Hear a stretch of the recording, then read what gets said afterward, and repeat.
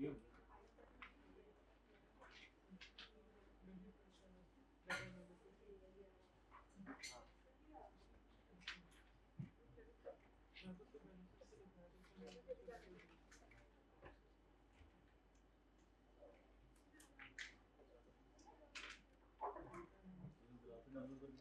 entity has provided the following entity-wide disclosures.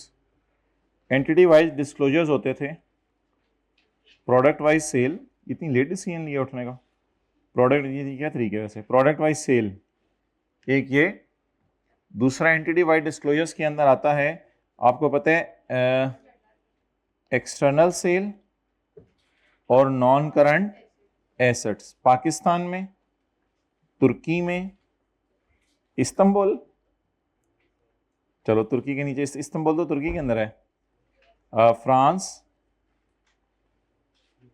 चांद पे भी हमारे एसेट्स हो सकते हैं माय डियर। अच्छा, और तीसरा किसी को याद हो,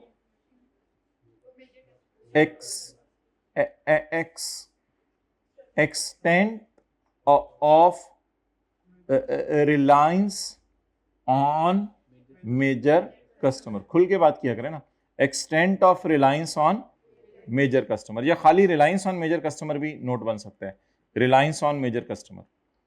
तो जब आपने पढ़ा एंटिटी वाइड डिस्क्लोजर्स का लफ्ज़ तो ये बातें आपके जहन में आई।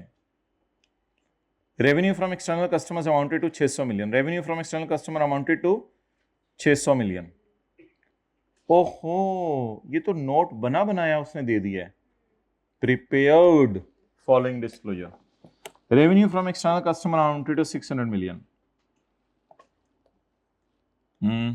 600। प्रोडक्ट वाइज में भी अगर हमारी काफी सारी प्रोडक्ट्स हैं, reliance on major customer, product wise sale, इसका भी टोटल 600, यही बन रहा, मुझे तो यही समझ आ रहा है। आगे चलें। All revenue was derived from country x and all non-current assets are located in country X. All revenue was derived from country X. सारा रेवेन्यू किससे कमाया है? कंट्री एक्स से। मतलब उसने जो इंग्लिश की फॉर्म में लिखा है, मुझे कोई एतराज नहीं है, उसमें इंग्लिश की फॉर्म में भी लिख सकते हैं आप। मैं अगर होता डब्बे की फॉर्म में पेपर में इस तरह बनाता, लेकिन ठीक है उसने इंग्लिश की फॉर्म में लिखा, कोई इतना बड़ा मसला नहीं है। Country x, all revenue is derived from country X and all non-current assets are located in country X. आगे चलें। The company only sells product A and B, generating revenue of 250 and 180. Product A and B.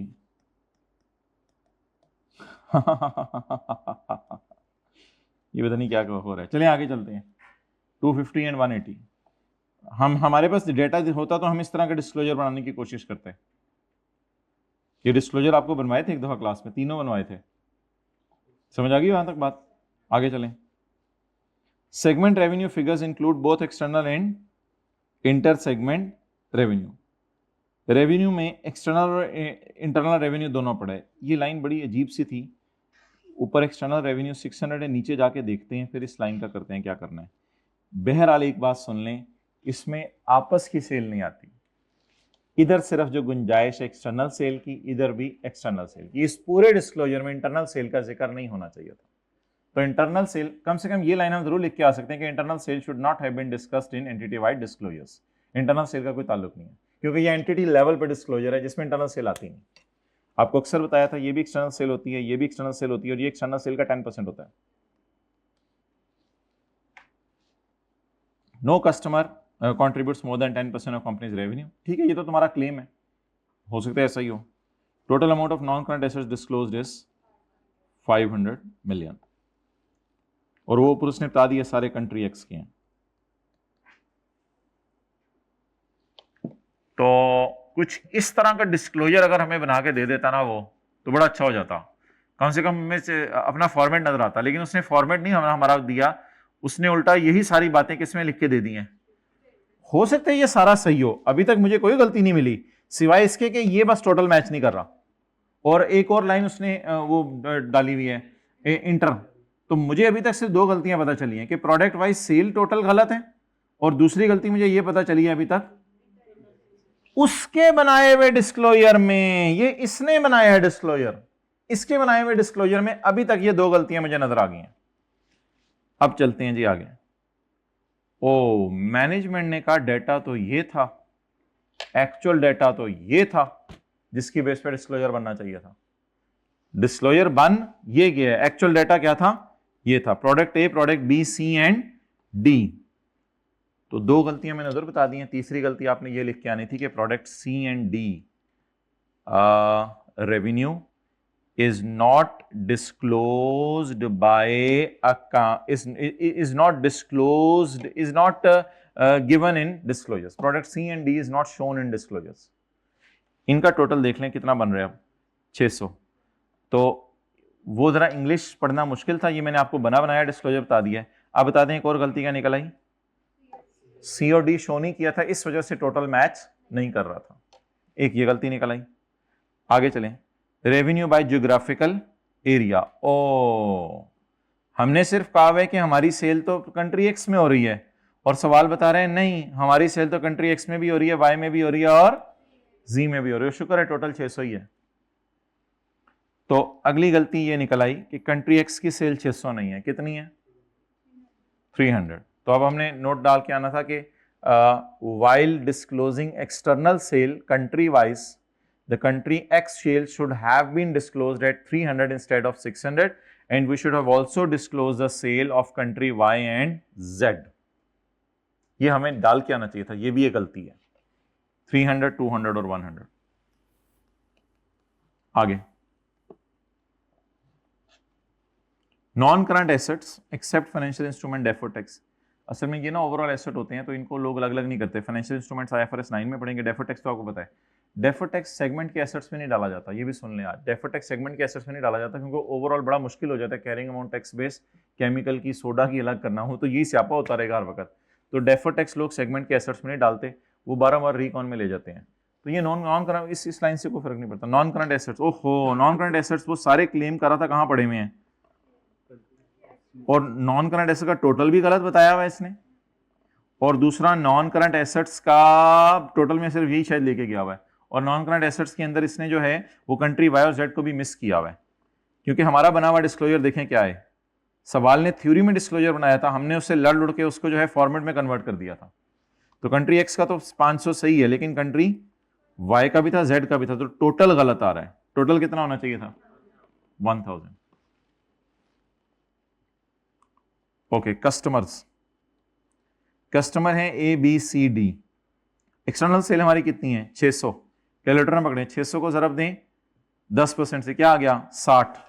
तो ये और ये हमारे क्या थे, major customers. तो इसका नोट इस तरह दे के आना था। तो हमने अगली गलती ये निकालनी थी, no customer contributes more than 10% वाली बात तुमने गलत लिखी हुई है। हालांकि हमारे मेजर कस्टमर्स भी हैं, इनके नाम नहीं बता के आने थे। There are 3 major customers to whom we are making sale of, इन तीनों को जमा करके लिख के आना था, to whom we are making sale of ये, and the sale is made of product A B C and D. बस प्रोडक्ट वाइज आपने बताना था। ये नॉर्थ ईस्ट ऊपर सवाल में कोई डेटा दिया नहीं हुआ, मुझे तो लग रहा था, बस सवाल जब मैंने बनाया था शायद इसमें गलती हो गई है। नॉर्थ ईस्ट का तो ऊपर जिक्र नहीं था, तो शायद सवाल में अगली दफा सही कर दूं। साउथ और वेस्ट का भी ऊपर जिक्र नहीं था, तो बस, और शायद कंट्री एम का भी ऊपर कहीं जिक्र नहीं था, छोड़े परे। बहरहाल ये हमने बताना होता है कि किस सेगमेंट में से इनको चीजें बेच रहे हैं। तो आपने बताना था कि product customer A B C को हम चीजें बेच रहे हैं, प्रोडक्ट ए बी सी और डी और सी, बस ये बता के आना। लेकिन इसका तो वैसे ही जरूरत नहीं है क्योंकि ये तो मेजर कस्टमर है ही नहीं, तो डिस्क्लोजर नोट भी दोबारा बनाना था। लेकिन मेरे ख्याल से हमने सोल्यूशन में इतनी ज्यादा डिटेल में चीजें नहीं लिखी होंगी, हमने कोई 4-5 गलतियां निकाली होंगी, इतनी ज्यादा गलतियां नहीं निकाली होंगी। Claimed all revenues from country x but actually 300 वहां से था, फलां वहां से था, फलां वहां से। Disclosed only revenue of product A and B और ignored the revenue of product C and D. Product revenue disclose 430 does not match, वही बात दोबारा होगी। ये तो दूसरे तीसरे लाइन मर्ज करके भी आप लिख सकते थे। In there is no requirement of disclosing inter segment revenue. Reported that non current assets are only 500, हालांकि 300 और 200 भी थे, और claim no customer, actually there are 3 customer that contribute more than 10%।